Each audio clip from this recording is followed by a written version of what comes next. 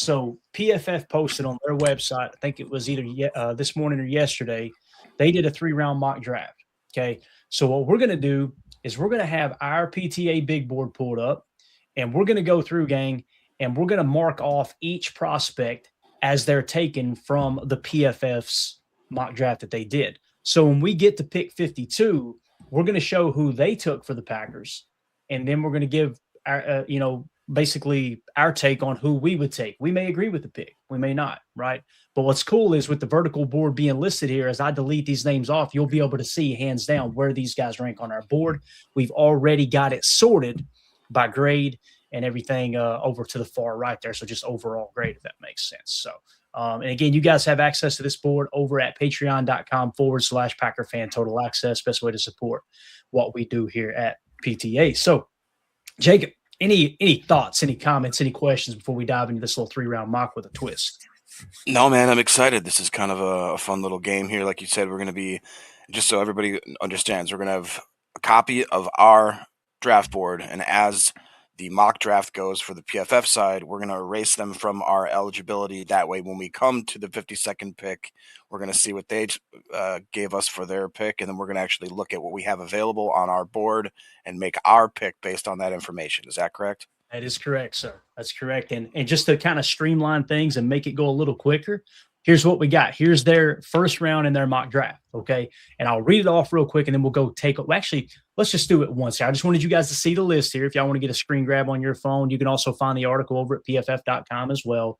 But obviously, Fernando Mendoza 1, Caleb Downs 2, David Bailey 3, so on and so forth, okay? So I will drop that down so you guys can see our board as we take these players off the board, and I'll go ahead and kind of read it to everybody, all right? So I know you guys love me reading names. It's one of the favorite things about this show, of course. So with the first pick, the Raiders took Fernando Mendoza, and it did delete for you, right, Jacob? We're good. We're in time there, right? You've seen Fernando Mendoza come off the board, correct? He gone. All right. So next is the New York Jets, right? They're going to take Ohio State safety Caleb Downs. I love this pick. Caleb Downs is a fascinating prospect. I think he truly is one of the best prospects in this draft. He's number 5 on our board. They're going to take him at number 2. The Jets said, hey, we need us a post safety. Let's go get Caleb Downs. Next at number 3, the Arizona Cardinals are going to go take edge defender David Bailey. He is number 3 on our board. Okay, he's out of Texas Tech. So the Cardinals get David Bailey. At 4, the Titans are going to take edge defender Rueben Bain. So those guys had very similar grades, a 5.1 and a 5.2. They were basically the same prospect. I mean, probably cut from a little bit different cloth, but their grades said, hey, you can't go wrong with either of those guys. He's number 4 on our board. Lo and behold, the Tennessee Titans take him at number 4. Number 5 is the New York Giants. They're going to go get them a stack backer to anchor their defense in the middle, and that's going to be Sonny Styles from Ohio State. So you already see 2 Buckeyes coming off the board here early in the draft. Next at number 6, you've got the Cleveland Browns taking Carnell Tate. So we get the first wide receiver coming off the board. Lo and behold, it is another Ohio State player. We have him in the 6th spot. The Cleveland Browns take him at number 6. How cool is that? So the board is holding pretty true so far. At number 7, the Washington Commanders are going to go out and get the best running back in the draft, Notre Dame halfback Jeremiah Love, and that is going to be their new starting running back in Washington. A hell of a player. I think that's a great pick there to couple with Jaden Daniels. And then at number 8, you've got Cassius Howell, edge defender out of Texas A&M. This one's interesting, and I'm sure there's going to be players that may not be on our board, maybe not potentially in the first 3-round mock, but on down the line, we may run into it where a player isn't on the board. But here you see is kind of a reach. We get our first reach of the draft here, Jacob. Cassius Howell out of Texas A&M. The Saints are going to take number 8. We have him 22 on our big board, right? So quite the reach there. Our board would suggest they should go with Akeem Mesidor over him. And let's see if there's any other edges up here. There is not. So they're actually going to reach a touch to get the guy they want. And just to point out that Cassius Howell is actually 25.7 on our board, low number wins. Akeem Mesidor is 23.1. So Mesidor is 1 tier higher than Cassius Howell. But again, you're kind of splitting hairs there. They're probably not going to be a tier difference in that regard. And if that's the case, then you have your qualifying what we call cluster busters, where you go in and go, okay, which prospect do we like more? He may have a slightly better grade, but what's the most important thing? Is it size? Is it arm length? Is it quick twitch, 10-yard split? Is it agility drills? What is it we think is more important? And then you go with that player. But nonetheless, the Saints are going to take Cassius Howell at number 8. He was 22 on our big board. Number 9, we got another wide receiver. We got Micah Lemon from USC. All right, so now this is the second wide receiver coming off the board. He's in the number 10 spot for us. And the Chiefs are going to get Micah Lemon, of course, at number 9. And man, Micah Lemon with Patrick Mahomes, that would be a very, very interesting pairing there. Francis Mauigoa is a tackle out of Miami. The Bengals are going to go, hey, we're going to try to keep Joe Burrow healthy and upright this year. So let's go get with the number 10 pick, Francis Mauigoa. We've got him in the number 11 spot, so a solid pick right there. A 10.9 score is what we gave him. So pretty good pick. So, Jacob, there is your top 10, and you can flash that up at any point that you want. You see that? I don't know if you see it down there, but I've got the screenshot that I just recently added. It's at the very bottom of the list. If you want to throw that up at any point while we're doing this so people know what we had, but that's the one right there. If you can see it now, it's in the pictures. There you go. You got it. Yeah. So, quick recap, Jacob. Fernando Mendoza 1, Caleb Downs 2, David Bailey 3, Rueben Bain 4, Sonny Styles 5, Cornell Tate 6, Jeremiah Love 7, Cassius Howell 8, Micah Lemon 9, and then Francis Mauigoa at the 10 spot there for the Bengals. What do you think about that top 10? Because the only thing that really caught me off guard a little bit was Cassius Howell. But again, it wasn't like a horrible reach if they were going, hey, we want an edge defender. Although, as you can see, man, there are several players that are still on the board, like Delane, Fano. Like I would have taken Fano over obviously the tackle that just went there. I'm trying to remember who it was now. Mauigoa, right? So again, very, very interesting to see how that top 10 shakes out. This is what's going to shake the draft, Jacob. What do you think? Anything surprise you so far? I wouldn't say surprising. Like you said, the Cassius Howell was a little bit of a reach, but nothing too crazy. I guess it's a weird year, man. There's really not a lot of top 10 talent that makes you kind of like, I wish, there's nobody there that I would trade up for necessarily. I like Micah Lemon. I think he's an interesting prospect, but I don't want to say it's a boring year, but it just feels like one of those years where a lot of people are going to stick and pick. Yep. Watch now, there'll be like a record amount of trades or something like that. Right. But yeah, I think that this is a completely realistic, top 10. There you go. All right, so we'll move it along, though. We'll try to go a little faster for time's sake. I know not everybody's too interested in the first round. We want to get to the Packers pick, of course. So with the number 11 pick, the Dolphins are going to take Jordan Tyson, wide receiver out of Arizona State. Number 12 is going to be Arvell Reese, stack backer out of Ohio State, and that is going to be the Dallas Cowboys pick. All right. Next, you've got the cornerback Mansour Delane, cornerback out of LSU. The Rams are going to take him in the 13th spot. So with the 13th pick, they get the 7th best prospect. Man, that is a great, great pick there. No two ways about that. So again, Delane is going to go, cornerback's going to go to the LA Rams. Next, Denzel Boston, wide receiver out of Washington, is going to the Baltimore Ravens. Now, we've got Jordan Tyson slightly higher than him, but the Ravens are going to go with Denzel Boston here out of Washington. Next is a cornerback, Jermod McCoy out of Tennessee in the 15th spot to Tampa. I've been really, really interested in seeing where Jermod McCoy will be drafted. So many people see him as a top 15 prospect. So he has gone there to Tampa. Next, we got Peter Woods at number 16, another name that, man, it's wild to see how people are like jumping all over Peter Woods now. And like people are comparing him to our boy Jalen Carter. And I'm like, Jalen Carter was like outside. The only reason he dropped as far as he did to like number 10 was because of the off the field issues. He was like a top 3 talent that year. I don't see Peter Woods like that.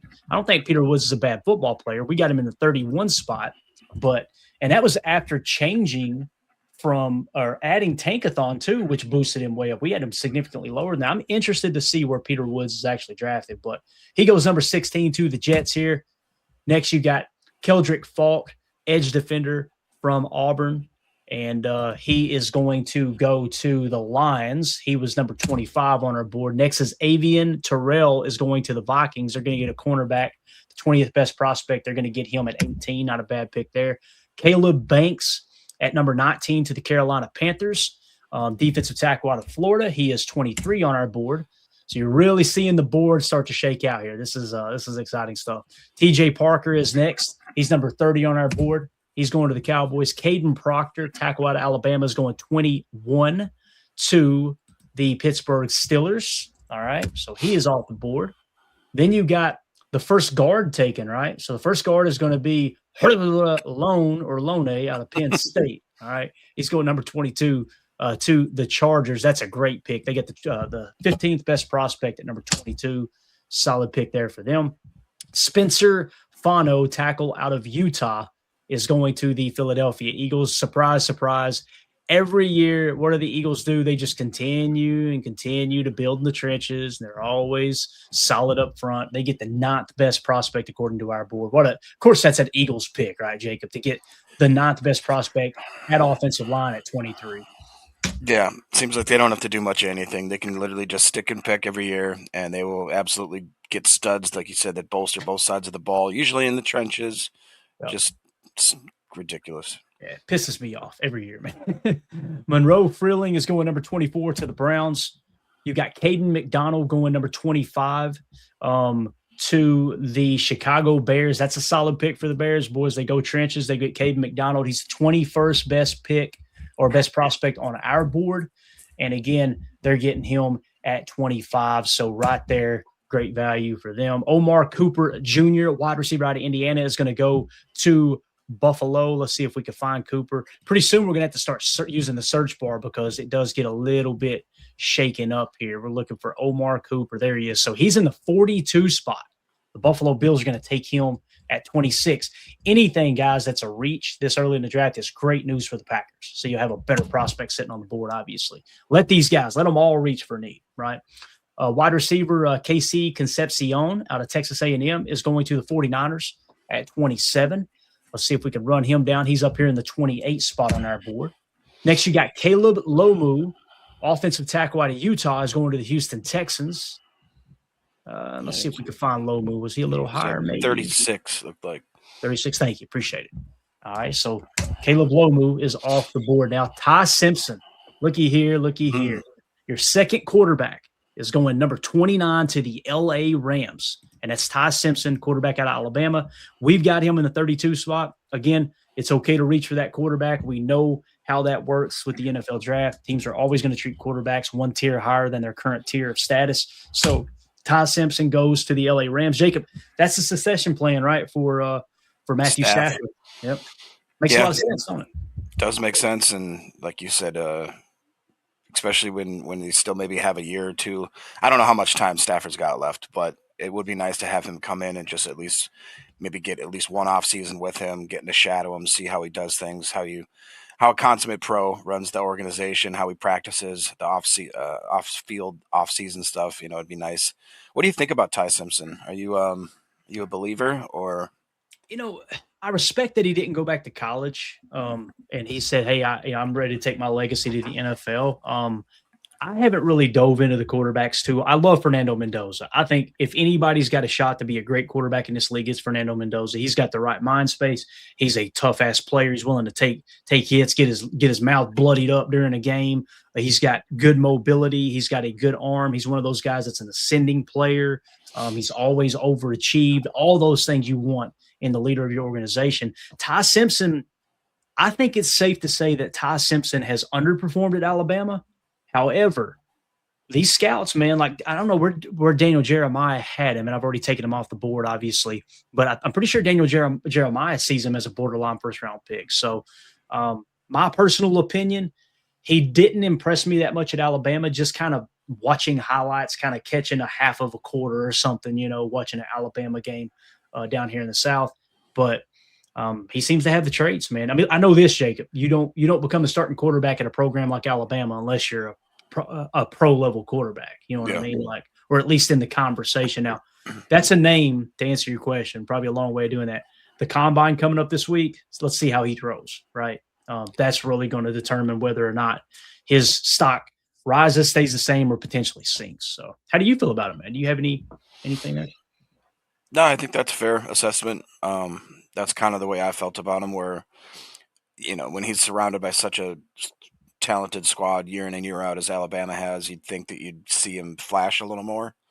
And then you'd have to worry about whether he takes a step back in the NFL. So that would be my biggest, I think, worry. It's an odd quarterback class, man. It seems like you got Mendoza, and then you kind of fall off a cliff, and you get Simpson, and then you fall off an even farther cliff. And it's just, it'd be funny if a few of these late round guys end up making a name for themselves, though. Nowadays, you never know.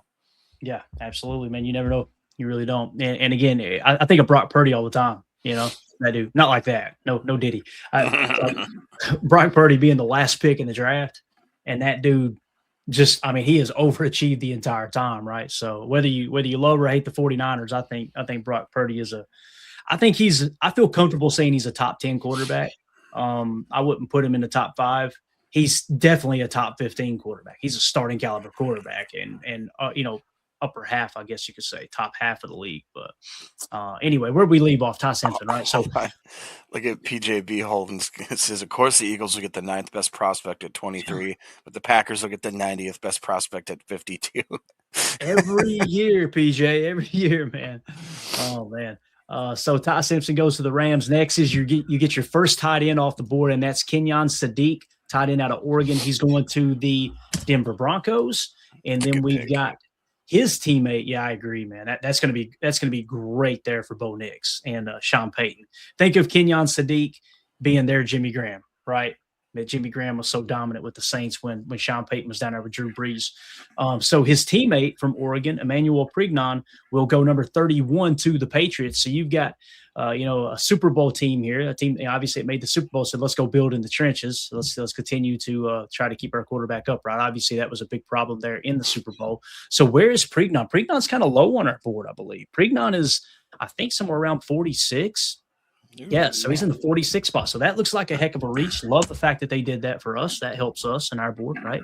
And then not too far above him, kind of in the same tier. Yeah, the same tier is Brandon. I think it's Cease is how you say his name, out of South Carolina. Cornerback is where the Seahawks are going. Now, they may be losing Tariq Woolen in free agency, so that kind of makes sense, right? But again, Chris Johnson's still on the board. Colton Hood is still on the board. How does that happen? How is Colton Hood still on the board?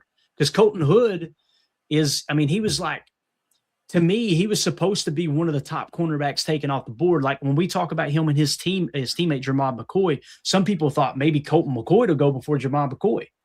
That's really, really interesting there. So the Seattle Seahawks go with Brandon Cease with the 32nd pick at cornerback. So that is your first round in the PFF mock draft, okay? Now, let's look at the board, and then we'll move on to the second round. Who are the best prospects available? So people have asked me what prospects would you be willing to trade up for?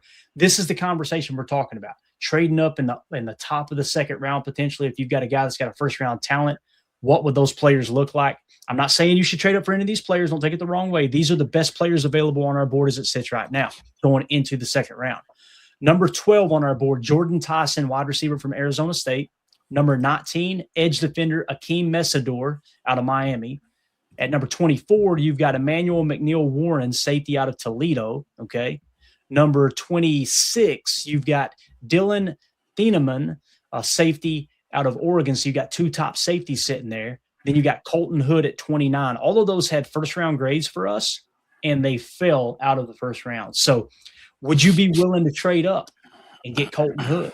I'd be okay with that. But here's the thing. If you look down, we've been able to get Chris Johnson in mock drafts, right? Well, Chris Johnson has a 36.1 grade. Colton Hood has a 32.5. So they're real close in talent, although Colton Hood is one tier higher, right? I think I would rather wait until one of those are drafted, then trade up, if that's at all possible. That makes sense, Jacob, to make sure you get one of those top 2 guys if you're willing to trade up for a corner. If offensive line is the top need, you can see offensive line went pretty quick. So in terms of the players that are quote-unquote falling, you've got the safety position and the cornerback position. You got a couple guys that are kind of sinking a little bit that you might be able to have in range. And, of course, Jordan Tyson, wide receiver, somebody's going to nab him soon, I would imagine. So that's a quick recap of the first round mock. If you guys are watching this back later, let us know in the comments. How do you feel about how PFF mock drafted this? Do you agree with it? Do you disagree with it? If you were the Packers, who would you trade up for? If this is how the board fell going into the second round, who would you be willing to trade up to the top of the second and go get of these remaining prospects? Let us know in the comments. Make sure you hit like, subscribe, click the bell icon for us. We greatly appreciate it.